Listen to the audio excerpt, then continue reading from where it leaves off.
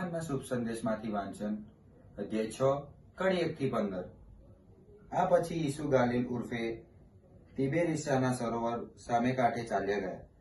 માદા માણસોની બાબતમાં તેઓ જે પરચા બતાવતા હતા તે જોઈને લોકોનું મોટું ટોળું તેમની પાછળ પાછળ જતું હતું। ઈસુ ડુંગર ઉપર ચડી ગયા અને ત્યાં શિષ્યોની સાથે બેઠા। યહૂદીઓનો મુખ્ય તહેવાર પાસ્કા પાસે આવ્યો હતો। સામે નજર કરતા લોકોના મોટા ટોળાને પોતા તરફ આવતું જોઈને તેમણે ફિલિપને કહ્યું, આ લોકોને ખવડાવવા માટે આપણે રોટલા ક્યાંથી ખરીદીશું? ફિલિપની કસોટી કરવા જ તેમણે આમ કહ્યું હતું। બાકી શું કરવું એની તેમને ખબર નહોતી। ફિલિપે જવાબ આપ્યો, 200 રૂપિયામાં રોટલો લાવીશું તો એ બધાને થોડો થોડો નહીં આવે। તેમનામાં શિષ્યો એક સિમોન પિતરના ભાઈ આંદ્રિયાએ તેમને કહ્યું, અહીં એક છોકરા પાસે જવાના 5 રોટલા અને 2 મચ્છી છે, પણ આટલા બધામાં એનો શો હિસાબ? ઈસુએ કહ્યું, લોકોને નીચે બેસાડી દો। ત્યાં પુષ્કળ ઘાસ હતું એટલે લોકો નીચે બેસી ગયા। તેમની સંખ્યા લગભગ 5000 હતી। પછી ઈસુએ તે રોટલા લીધા, ઈશ્વરનો આભાર માન્યો અને ત્યાં બેઠેલા લોકોને વહેંચી આપ્યા। એ જ રીતે તેમણે મચ્છી પણ વહેંચી આપી। સૌને જેટલું જોઈતું હતું તેટલું મળ્યું। જ્યારે બધા ધરાઈ ગયા ત્યારે તેમણે શિષ્યોને કહ્યું, તમે છાંડેલા ટુકડા ભેગા કરી લો, જેથી કશું નકામું ન જાય।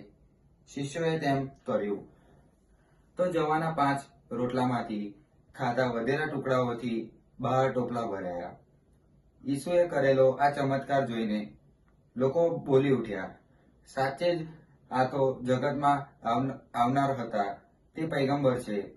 ઈસુ સમજી ગયા કે આ લોકો આવીને મને રાજા બનાવવા માટે બળજબરી લઈ જવાની તૈયારીમાં છે, એટલે તેઓ એકલા પાછા ડુંગરમાં ચાલ્યા ગયા। આ પ્રભુની વાણી છે, તે આપણો આધાર છે। ઈસુની જય। વાલા ધર્મજનો, આજે આપણે દર વખતે સાંભળતા આવીએ છીએ ચમત્કાર આપણને ફરી સાંભળવા મળે છે। 5000 લોકોને ઈસુએ જમાડ્યા હતા તે, અને માત્ર 5 રોટલા અને 2 માછી દ્વારા। મારા વાલા ધર્મજનો, આજના શુભ સંદેશમાં ઈસુ ફિલિપને પ્રશ્ન પૂછે છે કે આ લોકો માટે રોટલા લાવવા ક્યાંથી? અને ફિલિપ સામાન્ય માણસ હતો એટલે તે દુનિયાવી રીતે વિચારે છે અને કહે છે કે 200 રૂપિયા મેવાના રોટલા લાવીશું તો પણ નહીં આવી રહે। ઘણી વખત ઈશ્વર આપણા જીવનમાં એવી સમસ્યાઓ, એવી મુશ્કેલીઓ લાવીને મૂકી દે છે કે કદાચ આપણે દુનિયાવી રીતે વિચારીએ અને વધારે એમાં અંદર પડીએ, પણ ઈશ્વર આપણી કસોટી કરીને આપણને શ્રદ્ધાના પંથે દોરવા માંગતા હોય છે। અને ત્યારે ફિલિપને શ્રદ્ધા બેસે છે જ્યારે ચમત્કાર થાય છે ત્યારે પેલો આંદ્રિયા એક નાના બાળકને જોવે છે જેની પાસે 5 રોટલા અને 2 મચ્છી છે। ત્યાંય પ્રશ્ન ઉભો થાય છે કે આટલાની તો શું વિશાળ, શું થઈ શકશે? આપણે આપણી નાનામાં નાની વસ્તુ પણ જો પ્રભુના હાથમાં સોંપી દઈએ ને પૂરા હૃદયથી, તે આપણી માટે વિશાળ બની રહે છે। મારા વાલા ધર્મજનો, પ્રભુ એવું નથી કહેતા કે તારી જોડે આ કેમ નથી। પ્રભુ કહે છે તારી જોડે કેટલું છે મને આપને, હું એને વિશાળ બનાવીશ। કદાચ આપણો સમય હોય, કદાચ આપણી નાની શ્રદ્ધા હોય, કદાચ આપણો થોડો પ્રેમ હોય પ્રભુ માટે, કે કદાચ આપણી બીજાને મદદ કરવાની ભાવના હોય, જો આપણે ઈશ્વરના હાથમાં સોંપીએ તો એ વિશાળ બને છે અને છેવટે આપણને પ્રભુએ દોરેલા શ્રદ્ધાનો પંથ અને પ્રેમના પંથે લઈ જાય છે।